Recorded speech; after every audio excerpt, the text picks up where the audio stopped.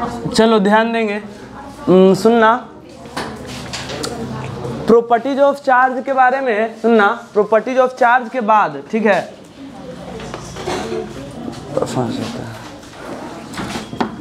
हम कल properties of charge को समझे थे, प्रॉपर्टीज ऑफ चार्ज, ठीक है। अब देखना ध्यान से, प्रॉपर्टीज ऑफ चार्ज के बाद इसमें हम लास्ट टॉपिक पढ़े थे क्वांटाइजेशन ऑफ चार्ज, ठीक है। उसमें जो है दो तरह का क्वेश्चन जो होता है पॉसिबल है। देखना कैसा सवाल होता है, एक क्वेश्चन ऐसा है कि कोई ऐसे दे देगा कि कोई न्यूट्रल बॉडी है, ठीक है। कोई भी न्यूट्रल बॉडी से, सुनना ध्यान से, सुनो, कोई न्यूट्रल बॉडी से 10⁻21 इलेक्ट्रॉन निकाल लिया गया, ठीक है। कोई भी न्यूट्रल बॉडी था, मतलब पहले जो है इस पे कोई चार्ज नहीं था और इसमें से 10⁻21 इलेक्ट्रॉन निकाल लिया गया, तो इस पे कितना चार्ज आ जाएगा। तो बड़ा सिंपल है, Q = N। हम बताए थे एक इलेक्ट्रॉन निकलता है तो 1e, 2 निकलता है तो 2e, n इलेक्ट्रॉन निकलता है तो ne। तो Q फॉर्मूला लगाएंगे Ne, ठीक है। और यहाँ पे हम लिखेंगे Q N के जगह पे 10⁻21 लिखेंगे और E के जगह पे कितना लिखेंगे, E के जगह पे 1.6 - 19 इतना। अब Q हो गया 1.6, 10⁻21 में से 19 घटेगा तो 2 बचेगा, तो यानी कितना हो जाएगा 1.6 × 100, 1.6 × 100 तो कितना हो जाएगा 160 हो जाएगा, 160।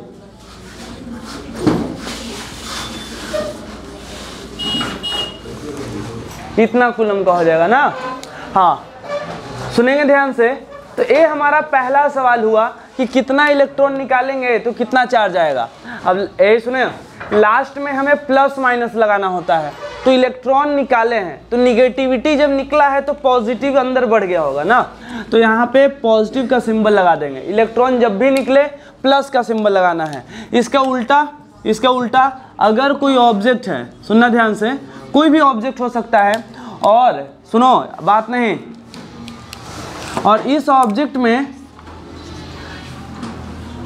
अगर हम मान लें कि 10⁻20 इलेक्ट्रॉन डाल देते, ठीक है, 10⁻20 इलेक्ट्रॉन डाल देते, तो फॉर्मूला क्या लगाते, वही सेम चीज़, बस ये जो है ना ऐसे ही बताए हैं तो उसके बेसिस पे बता रहे हैं कि बिल्कुल वैल्यू भरना है, फार्मूला भरना है और उस पर वैल्यू भर देना है। Q = N। तो फार्मूला यही लगेगा, चाहे इलेक्ट्रॉन निकालो या डालो, बस लास्ट में माइनस प्लस का ध्यान रखना है। N है 10⁻20 और इलेक्ट्रॉन का चार्ज वही 10⁻−19। तो Q हो जाएगा 20 में से 19 1 बचेगा, 1.6 × 10 तो Q 16 कूलम। लेकिन इलेक्ट्रॉन डाला गया है, निगेटिविटी भरा गया है, तो निगेटिव चार्ज जब अंदर आया होगा तो इसके अंदर माइनस का चार्ज आया होगा ना, माइनस का चार्ज आया होगा। बोलो आया है? हाँ, तो ये तो हुआ पहला तरह का सवाल जिसमें हमें यह बताना होता है कि कितना चार्ज आएगा या कितना चार्ज नहीं आएगा। दूसरा तरह का सवाल ये होता है कि बताओ whether this charge is possible और नॉट, यह चार्ज किसी भी ऑब्जेक्ट पे पॉसिबल है कि नहीं। ठीक है, बताना है कि चार्ज इज पॉसिबल और नॉट, चार्ज इज पॉसिबल और नॉट। ऐसा चार्ज इज पॉसिबल और नॉट में हम देखो ध्यान से हम क्या बताते हैं, मान लेते हैं कि कोई ऑब्जेक्ट है, अब इस ऑब्जेक्ट पे हम पहले चार्ज ले लेते हैं और तुमसे हम पूछेंगे कि यह चार्ज पॉसिबल है कि नहीं। ठीक है, और वह हम चार्ज कितना ले रहे हैं देखो 6.4 × 10⁻−19 कूलम। यह चार्ज पॉसिबल है कि नहीं पॉसिबल है। ठीक है, यह ऑब्जेक्ट पे इतना चार्ज आया है, कोई भी ऑब्जेक्ट पे इतना चार्ज है, तो वह चार्ज पॉसिबल है कि पॉसिबल नहीं है। हाँ, अब सुनोगे ध्यान से, देखो एक सेकेंड, एक बात बताओ, ये जो चार्ज है ना, ये पॉजिटिव चार्ज आया हुआ है कि निगेटिव चार्ज आया हुआ है? अरे बोलो कौन सा चार्ज है? पॉजिटिव चार्ज है। पॉजिटिव चार्ज कैसे आता है? बोलो, पॉजिटिव चार्ज आता है इलेक्ट्रॉन निकालने से कि इलेक्ट्रॉन को डालने से? निकालने से।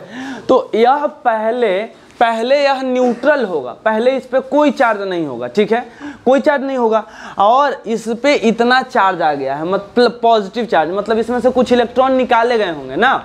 तो कितना इलेक्ट्रॉन निकाला गया होगा भाई, देखते हैं। तो यहाँ पे तुम वही फॉर्मूला लगाओगे, Q = Ne, Q = Ne लगाओगे तो Q की जगह पे भरोगे 6.4 10⁻⁻19।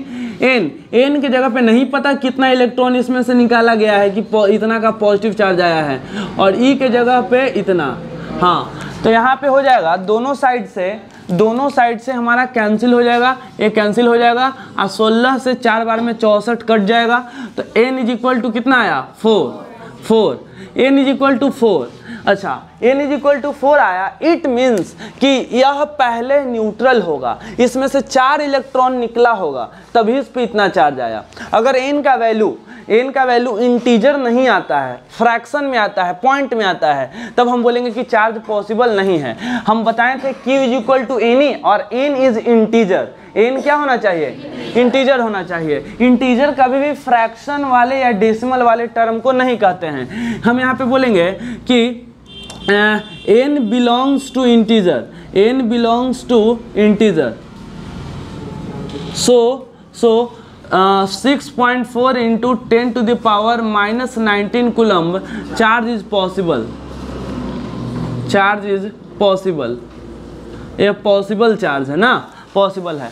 कौन सा चार्ज पॉसिबल नहीं है, तो उसके लिए कोई दूसरा वैल्यू ले लेते हैं कि बताना है चार्ज इज पॉसिबल और नॉट, यह चार्ज पॉसिबल है कि नहीं। ये बिल्कुल इजी है, तुरंत आएंगे method of charging. Coulomb's law जहाँ से टॉपिक स्टार्ट होगा तब कुछ और ज़्यादा इंटरेस्ट इसमें बढ़ेगा और कैलकुलेशन भी बढ़ेगा। चलो, तो इसके बाद है हमारा मेथड ऑफ चार्जिंग और उसके बाद कूलम्ब्स लॉ। तो मेन टॉपिक समझना कि कूलम्ब्स लॉ से ही स्टार्ट होता है। चलो, तो यहाँ पे हम ले लेते हैं चार्ज। चलो, माइनस का चार्ज ले लिए, ठीक है, 7.3 गुने 10⁻⁻19 कूलम, ऐसा ले लिए, ठीक है, ऐसा।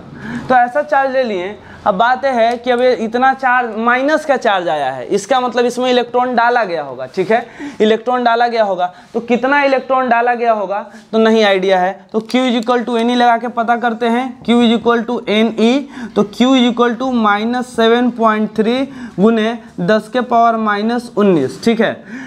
माइनस प्लस कुछ भी चार्ज रहे ना, तुम बस चार्ज भरो, माइनस प्लस बाद में भरना, ठीक है। n के जगह पे नहीं पता, e के जगह पे वही, ठीक है। तो यहाँ पे अगर देखेंगे यहाँ पे, तो यहाँ पे भी तो ये तो कैंसिल होता हुआ दिख रहा है।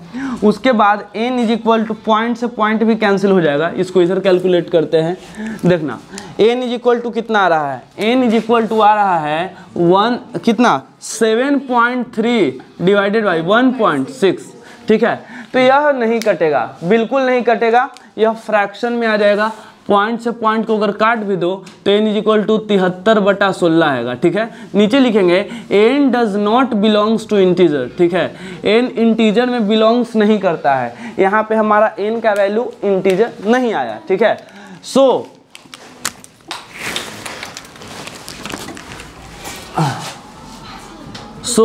यहाँ पे हम लिखेंगे -7.3 into 10⁻⁻19 coulomb charge is not possible. इसका एक लेवल ऊपर का एक क्वेश्चन करवा देते हैं, लेकिन पहले इतना उतार लो फटाफट।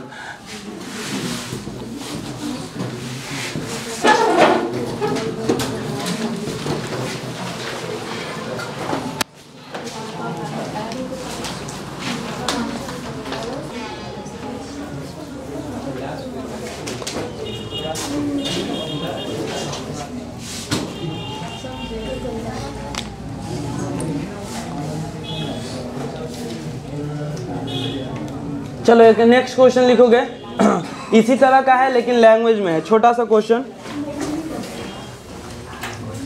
लिखोगे। A body has -10 coulomb of charge, a body has -10 coulomb of charge, -10 coulomb of charge,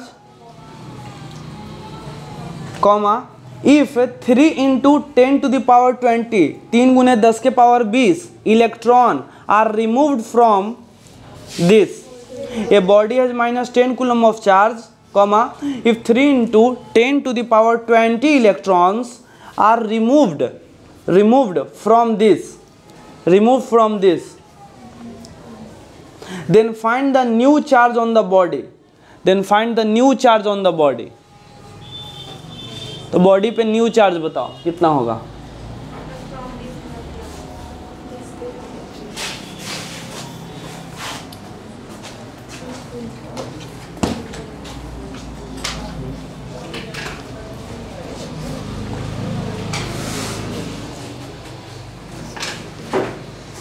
दो मिनट वाला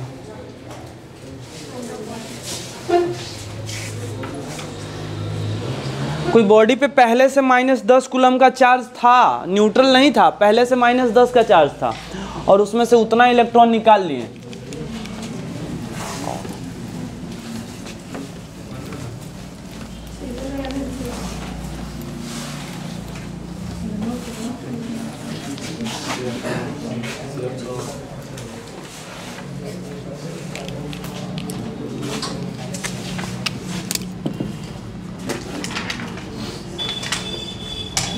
कोई ऑब्जेक्ट पे पहले से -10 कूलम का चार्ज था, उसके बाद इसमें से इलेक्ट्रॉन निकाला गया है 3 × 10 के पावर 20,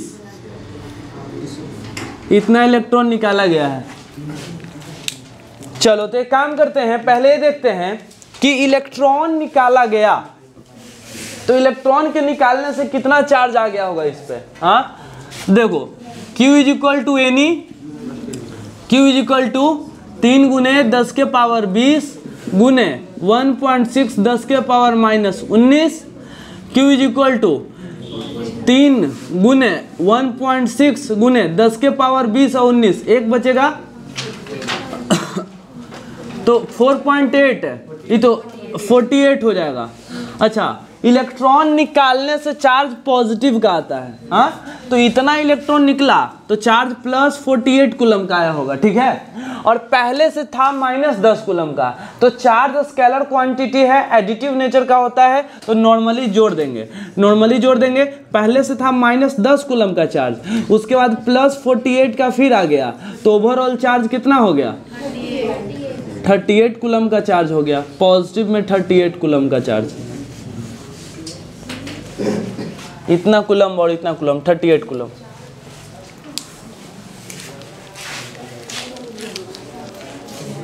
हाँ हाँ कितना प्लस क्यों?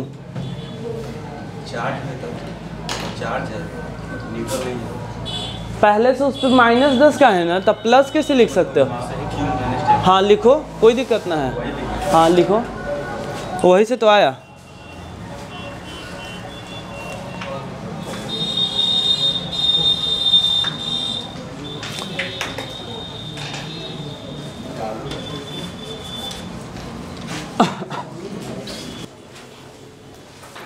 Ten to the power 10 alpha particle are ejected per second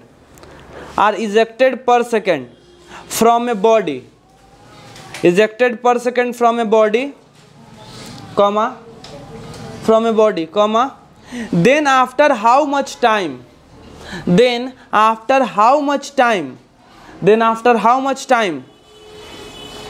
body will acquire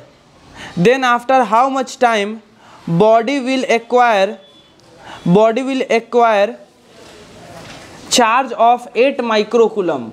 Body will acquire charge of 8 microcoulomb. 8 microcoulomb, इस तरह से 8 microcoulomb, 8 microcoulomb। कोई बॉडी से अल्फा पार्टिकल जो है इजेक्ट हो रहे हैं 10 to the power 10 alpha particle.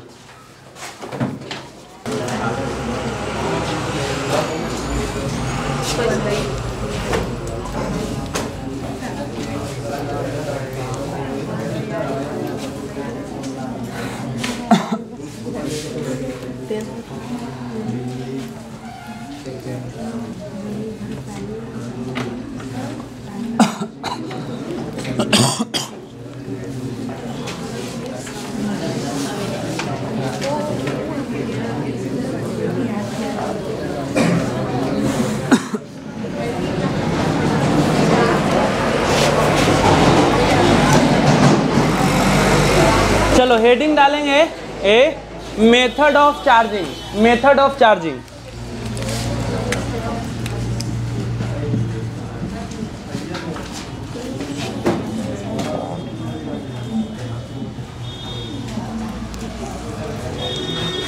सुनो चार्जिंग का जो मेथड है बड़ा सिंपल मेथड है। सुनो चार्जिंग का 3 मेथड है। पहला मेथड है हमारा charging by friction, charging by friction. दूसरा है चार्जिंग बाय कंडक्शन,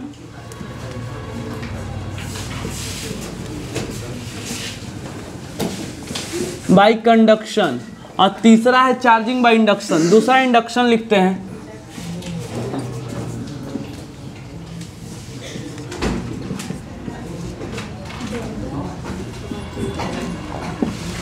ये है, ठीक है। ये 3 तरह का बात है चार्जिंग करने का, ठीक है। तीनों बहुत आसान तरीका है। पहला देखें चार्जिंग बाय फ्रिक्शन से, ठीक है। पहला यहां से लिखते हैं चार्जिंग बाय फ्रिक्शन।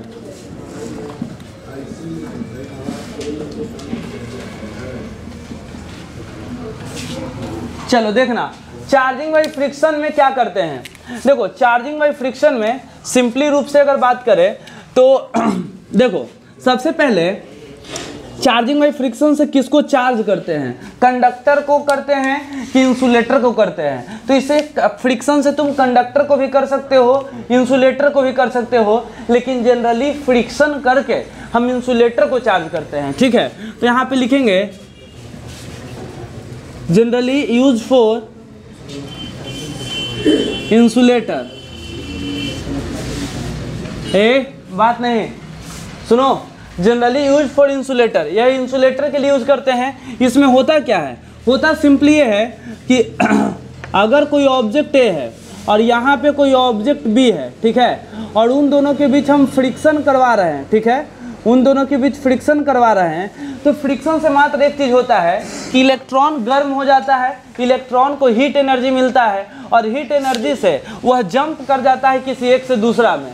जिसका इलेक्ट्रॉन कमजोर रहा, कम बंधा हुआ है, तो इसमें से कूद के इसमें आ सकता है या इसमें से कूद के इसमें जा सकता है। डिपेंड करता है कि किसके इलेक्ट्रॉन और अपने उसके न्यूक्लियस से टाइटली बाउंडेड है। अगर इसका ज़्यादा बाउंडेड रहेगा तो इसमें के इलेक्ट्रॉन नहीं कूदेगा, इसमें से कूद के इसमें जाएगा, ठीक है।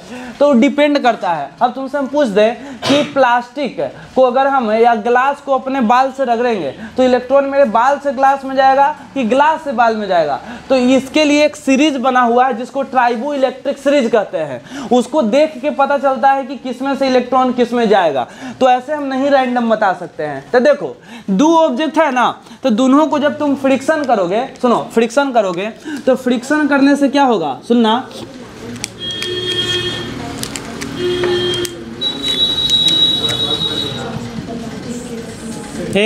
सुनेंगे ध्यान से, ध्यान देना, आवाज नहीं, सुनो। फ्रिक्शन करने से कौन एनर्जी में बदलता है। तो हम अगर हाथ का ऐसे फ्रिक्शन करते हैं तो मैकेनिकल एनर्जी जो है, मैकेनिकल एनर्जी बदलता है कौन एनर्जी में, मैकेनिकल एनर्जी बदलता है हीट एनर्जी में, ठीक है। मैकेनिकल एनर्जी बदलता है हीट एनर्जी में। अच्छा ये तो हो गया, हीट एनर्जी में बदल गया। उसके बाद क्या होगा भाई, तो सुनो जितने भी इलेक्ट्रॉन है अगल बगल के, ठीक है, इसके इलेक्ट्रॉन या इसके इलेक्ट्रॉन, ये दोनों इलेक्ट्रॉन क्या करेगा, इस हीट एनर्जी को कैप्चर करेगा। तो यहाँ पे लिखेंगे electron capture the heat energy. Electron capture करता है हीट एनर्जी, किसका इलेक्ट्रॉन, दोनों का इलेक्ट्रॉन, ठीक है। लेकिन जिसका इलेक्ट्रॉन लूज रहेगा वो पहले कूद के दूसरा में चल जाएगा, ठीक है। तो electron capture the heat energy, और हीट एनर्जी कैप्चर करने के बाद they jump from one body to another body. Jump actually नहीं होता है, कूद के जाता है, मतलब ट्रांसफर हो गया फ्रिक्शन करने के दौरान, one body to another body. अच्छा ये हो गया, और इसी प्रोसेस को हम बोल सकते हैं charging by friction. And body becomes charge, electron एक बॉडी से दूसरा बॉडी पे जंप कर जाता है, and hence body become charge, and hence body become, यहाँ नहीं दिख रहा होगा, यहाँ लिखते हैं, ठीक है। एंड हेंस यहाँ तक हम पढ़ाए थे चार्जिंग बाय इंडक्शन तक ना, चार्जिंग बाय इंडक्शन तक हम बताए थे पहले ही डेमो क्लास में। And hence body become charge, हाँ बॉडी चार्ज हो जाता है। चलो ये तो जब भी चार्जिंग बाय फ्रिक्शन लिखने के लिए है तो हमें इस पॉइंट को मेंशन करना होगा कि हाँ ये बात है, ठीक है। अच्छा, अब चार्जिंग बाय फ्रिक्शन में और कुछ है क्या, तो एक हमारा ट्राइबो इलेक्ट्रिक सीरीज है कि किसको किससे चार्ज करेंगे या किसको किससे रगड़ेंगे तो किस पे पॉजिटिव और किस पे निगेटिव आएगा, उसको हम लिख देते हैं एज इट इज। यहाँ पे हमारा है 2 कॉलम बनाएंगे, यहाँ पे एक कॉलम में हमारा रहेगा यहाँ पे ग्लास रॉड, उसके बाद रहेगा वुलन क्लॉथ या वूल भी हम बोल सकते हैं। उसके बाद हमारा ड्राई हेयर, ड्राई जो इंपॉर्टेंट है उसी को लिख रहे हैं, ड्राई हेयर। उसके बाद कैट फर, ठीक है, कैट फर एक कॉलम हो गया, एक कॉलम। और दूसरा कॉलम में देखो किसका नाम आएगा, दूसरा कॉलम में सिल्क क्लॉथ, ठीक है, सिल्क क्लॉथ, रबर शूज। और उसके बाद देखो हम थर्मोकोल से एक बढ़िया एक्सपेरिमेंट कर सकते हैं, ठीक है। थर्मोकोल वाला जो पत्तल होता है उस एक पत्तल और दूसरे पत्तल को चार्ज करके बहुत बढ़िया एक्सपेरिमेंट देखने के लिए मिलेगा, उसको हम कोशिश करेंगे करने का। ये जो हम चार्जिंग पूरा प्रोसेस पढ़ लेंगे तब, ठीक है। उसके बाद है हमारा एम्बर, इस वाले से एम्बर। और एक है हमारा प्लास्टिक का ऑब्जेक्ट, ठीक है। और ड्राई हेयर और कॉम्ब, इबोनाइट रॉड। देखो ये कुछ फेमस कॉम्बिनेशन है, ठीक है। ए सुनो ध्यान से, कुछ फेमस कॉम्बिनेशन क्या है, ध्यान देना इधर कि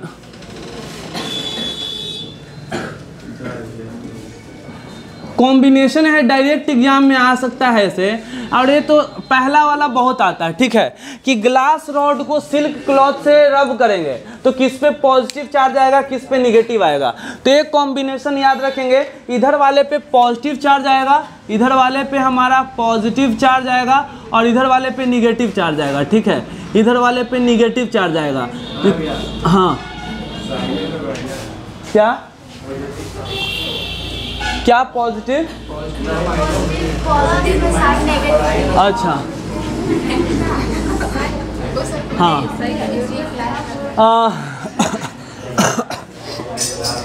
चलो कोई बात नहीं, हमसे गलती हो गया तो कोई बात नहीं। देखो वैसे बात है ना कि ई वाले कॉलम को इस वाले किसी भी कॉलम से रब कर सकते हैं, ठीक है। इस पे पॉजिटिव चार्ज आएगा, इस पे निगेटिव आएगा। लेकिन परफेक्ट एग्जाम्पल क्या है और ज़्यादा हमें इफेक्ट देखने के लिए कब मिलेगा, जब सामने सामने कॉलम को मैच करोगे, इसको इससे रब करो, इसको इससे रब करो, इसको इससे। मतलब कि हम अगर प्लास्टिक को हेयर के साथ रब करेंगे, ठीक है, मतलब कि तो हम अपने कंघी को अगर कंघी करते हैं तो कंघी पे आता है निगेटिव चार्ज और हेयर पे आता है पॉजिटिव चार्ज। हाँ, इसका मतलब कि हेयर से इलेक्ट्रॉन निकल के कंघी के अंदर जाता होगा ना, तभी तो हेयर पे पॉजिटिव चार्ज आता है। तो ये हो गया हमारा चार्जिंग बाय क्या, फ्रिक्शन। चार्जिंग बाय फ्रिक्शन का यही है, ठीक है।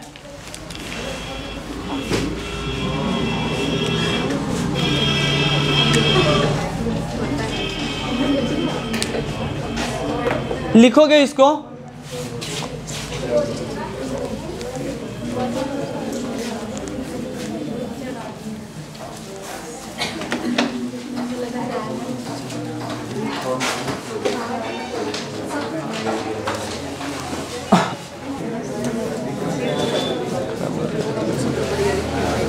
चलो आगे देखते हैं।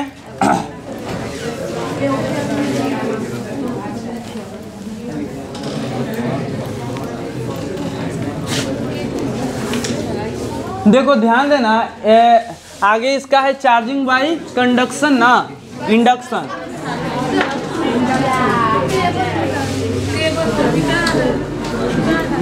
नहीं लिखी थी,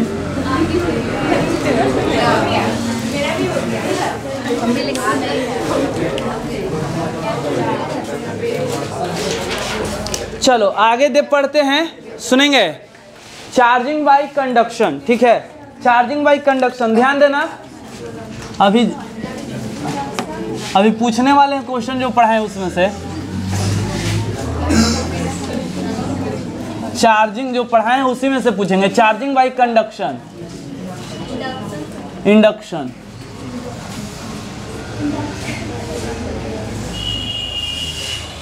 देखो चार्जिंग बाई इंडक्शन में सुनोगे ध्यान से, चार्जिंग बाई इंडक्शन में 2-3 खास पॉइंट है। पहला चीज कि बिना कांटेक्ट, बिना एक्चुअल कांटेक्ट के अगर ऑब्जेक्ट चार्ज हो जाए, ठीक है, कांटेक्ट नहीं होना है, फ्रिक्शन नहीं करना है, लेकिन फिर भी चार्ज हो जाए, ये कैसे हो सकता है? तो देखो यहाँ पे हमें बताए हैं कि भाई अगर ये कोई ऑब्जेक्ट है, ऐसे मान लो इस तरह से, इस पे मान लेते हैं कि पॉजिटिव चार्ज है, तुम निगेटिव भी ले सकते हो, कोई दिक्कत नहीं है, पॉजिटिव चार्ज है पहले से, ठीक है, पॉजिटिव चार्ज है पहले से, यह इस पे पॉजिटिव चार्ज नहीं, इसको न्यूट्रल रखते हैं, पहले से इस पे कोई चार्ज नहीं है, इसके अंदर प्लस माइनस बराबर है, प्लस माइनस और उसके बाद हमारा है प्लस माइनस, ठीक है, इतने सारे प्लस माइनस है। चलो अब यह है कि शुरुआत में कैसा बॉडी है, बोलो न्यूट्रल, इसके अंदर हम जितना पॉजिटिव लिए हैं उतना निगेटिव लिए हैं, तो यह पहले से न्यूट्रल है, ठीक है, और हमको इसको कर देना है चार्ज, ठीक है, चार्ज किस प्रोसेस से? इंडक्शन के प्रोसेस से। तो हम क्या करेंगे, एक बगल में रॉड लाएंगे, ठीक है, एक रॉड, कैसा रॉड लाएंगे? कोई सा भी रॉड लाएंगे, लेकिन एक चार्ज होना चाहिए, मैटर ये करता है, ठीक है, एक चार्ज रॉड लाएंगे, ठीक है।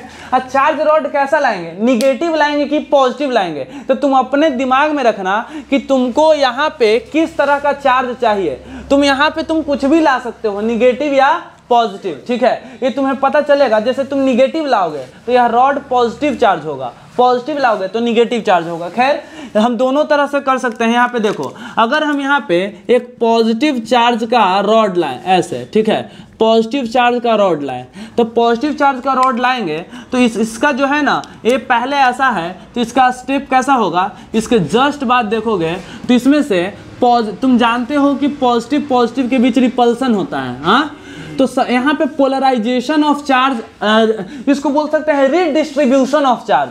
ध्यान रखना इस वर्ड पे, पूछेंगे रीडिस्ट्रीब्यूशन ऑफ चार्ज। रीडिस्ट्रीब्यूशन मतलब चार्ज तो है लेकिन अब इसका रीडिस्ट्रीब्यूशन होगा। रीडिस्ट्रीब्यूशन मतलब कि पॉजिटिव रिपल्सन की वजह से सब एक साइड हो जाएगा, सब इधर कोना धर लेगा, ठीक है, इधर पॉजिटिव जितना भी पॉजिटिव है सब इस साइड भाग जाएगा, ठीक है, पॉजिटिव चार्ज इधर भाग गया, ठीक है, ऐसे। और जितने भी निगेटिव चार्ज थे वो इस पॉजिटिव के वजह से इधर अट्रैक्ट हो जाएगा, तो निगेटिव चार्ज जो है इधर चला आया, ठीक है, इधर चला आया, तो इसी को बोलते हैं रीडिस्ट्रीब्यूशन ऑफ चार्ज हो गया, ठीक है।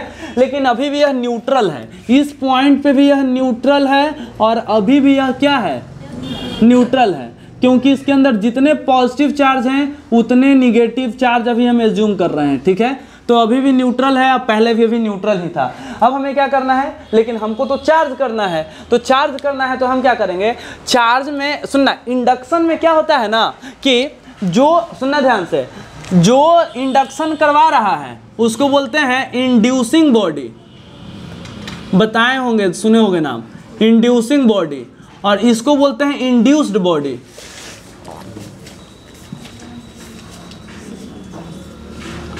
इंड्यूस्ड बॉडी मतलब जो जिस पे इंडक्शन हो रहा है वह इंड्यूस्ड बॉडी है, ठीक है, और इंड्यूसिंग बॉडी जो इंडक्शन करवा रहा है, जिसके वजह से इंडक्शन हो रहा है, ये हो गया। अभी क्या किया कि सब प्लस को उधर धक्का दिया, माइनस को अपनी तरफ खींचा, तो हमें क्या करना है कि इसमें से प्लस या माइनस अपने हिसाब से लाना है, हाँ, तो प्लस चार्ज हटाने का सबसे बढ़िया तरीका है अर्थिंग कर दो, यानी कि इस वायर को लो, यहाँ से एक वायर लो, वायर कनेक्ट करो, हाँ, और यहाँ पे तुम इसको अर्थिंग कर दो।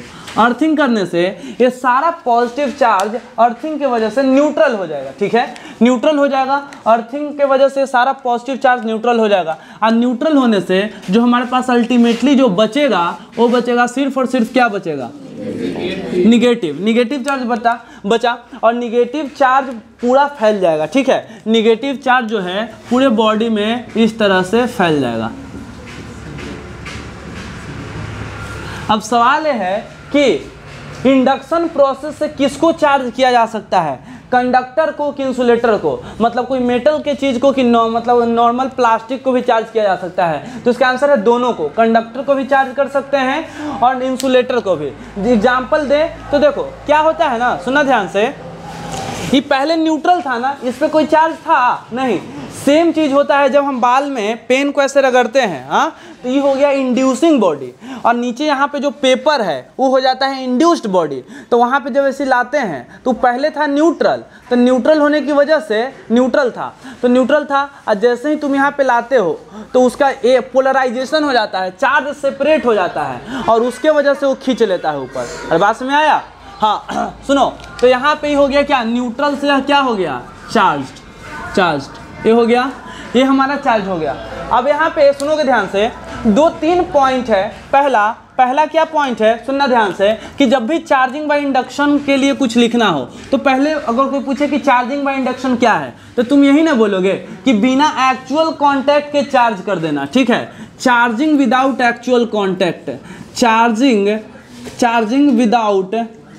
विदाउट एक्चुअल कांटेक्ट, मतलब कि एक्चुअल में दोनों ऑब्जेक्ट को हम कांटेक्ट नहीं करवाएं, लेकिन सुनना ध्यान से, फिर भी क्या हो गया, चार्ज हो गया। Charging without actual contact. उसके बाद चार्जिंग विदाउट एक्चुअल कांटेक्ट, और उसके बाद क्या है, सुनना ध्यान से, इसमें होता है redistribution of charge, redistribution of charge takes place.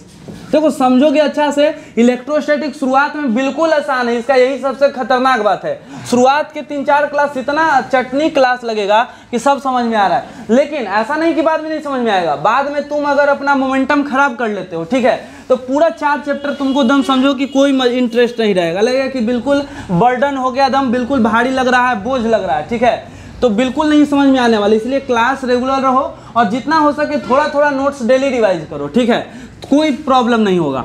Redistribution of charge takes place, क्योंकि सबके साथ यही होता है। इलेक्ट्रोस्टैटिक्स का क्लास जो है पूरा अच्छे से करो, ठीक है, और रिवीजन डेली करो, नहीं तो ये एक बार कॉपी इतना मोटा हो जाएगा इलेक्ट्रोस्टैटिक्स का, एक कॉपी भर जाएगा, ठीक है। Charging without actual contact, redistribution of charge takes place. आगे तीसरा बात करते हैं। अब तुमसे हम पूछते हैं कि जो सुनो, इंड्यूसिंग बॉडी जो है, इंड्यूसिंग बॉडी क्या अपना चार्ज लूज किया क्या, इसको चार्ज करने के लिए ये अपना चार्ज कुछ हटाया, इसमें से कुछ चार्ज कम हुआ है? नहीं, ये तो बस उसको प्रेरित करता है। इंड्यूस का मतलब उसको बस बोला कि भाई तुम भी चार्ज हो जाओ, ठीक है, तो इंड्यूस किया है, इसके वजह इसका अपना चार्ज कम या ज़्यादा नहीं होता है। तो यहाँ पे बोलेंगे इंड्यूसिंग बॉडी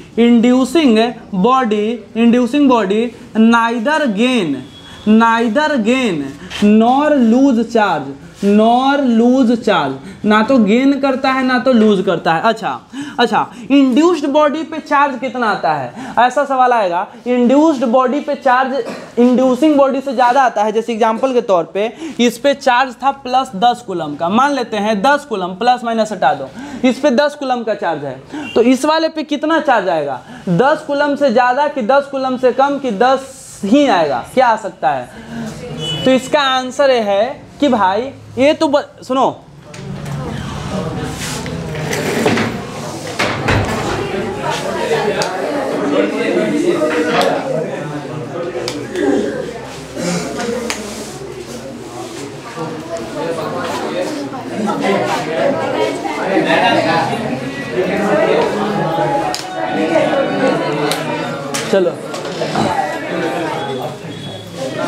चलो एक सुनो, ध्यान दो, एक आखिरी पॉइंट इसका है, सुनो ध्यान से, ए वाला सुनो ध्यान से, ए वाला ऑब्जेक्ट ही नहीं इसको चार्ज करवा रहा है, तो कभी भी इस पे जो चार्ज आएगा ना, इससे ज़्यादा नहीं आएगा, ठीक है, मतलब यही इसको बोला कि चार्ज हो और उसी से ज़्यादा पावर में आ जाएगा नहीं। तो इसीलिए इंड्यूस्ड बॉडी का चार्ज इंड्यूसिंग बॉडी से कम होता है या इंड्यूसिंग बॉडी के बराबर हो सकता है, ज़्यादा नहीं हो सकता है, ठीक है। तो ये बात है कि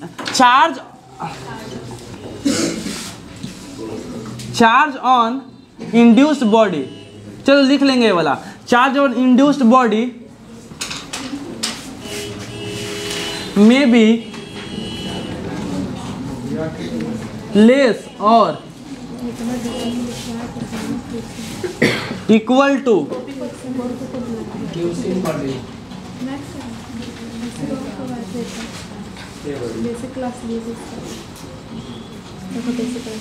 charge on induced body may be less or equal to inducing body but never greater than inducing body, but never greater then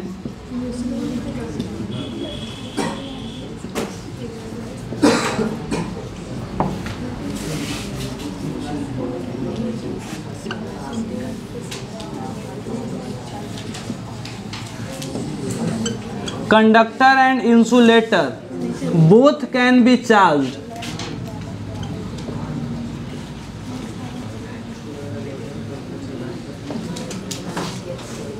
by this method.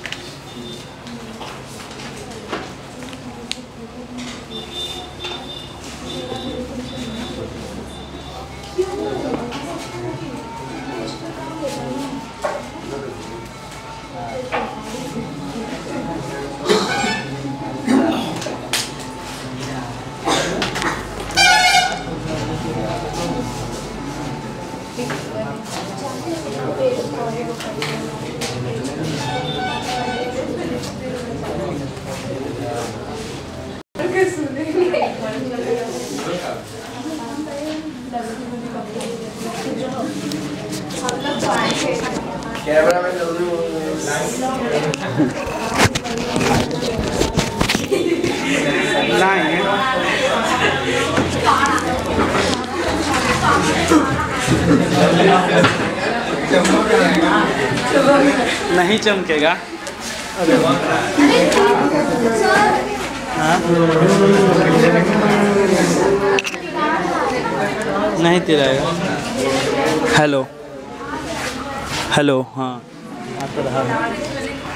चलो बाबू खड़ा हो जाओ। आदित्य कुमार कल नहीं दिखा नहीं पढ़े हो वो सब कुछ नहीं चलेगा।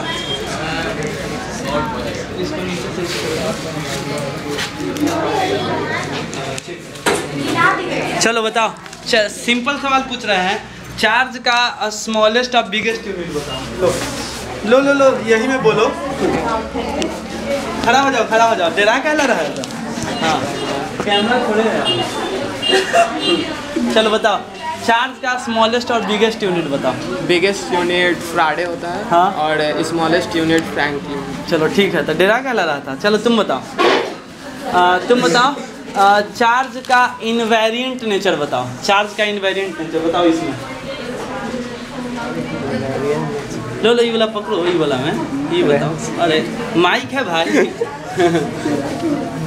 डराओ नहीं। Invariant nature of charge.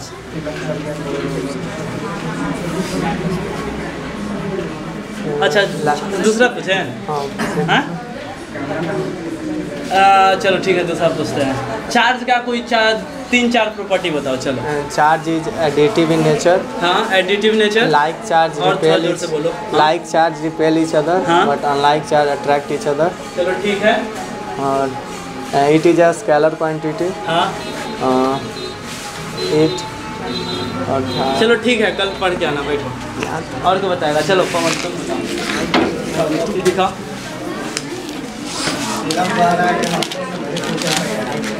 तिलक तो नहीं कह रहा है, तुम जरूर कह रहा है।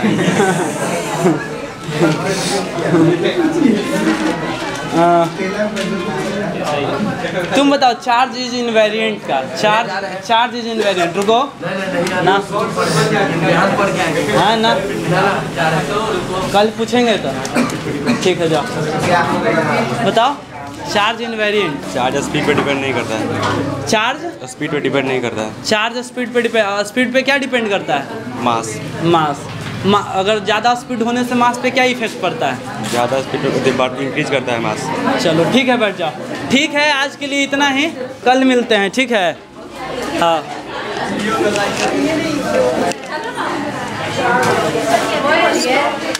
क्या? लाइक एंड सब्सक्राइब है, ठीक है, तुम बोल दो।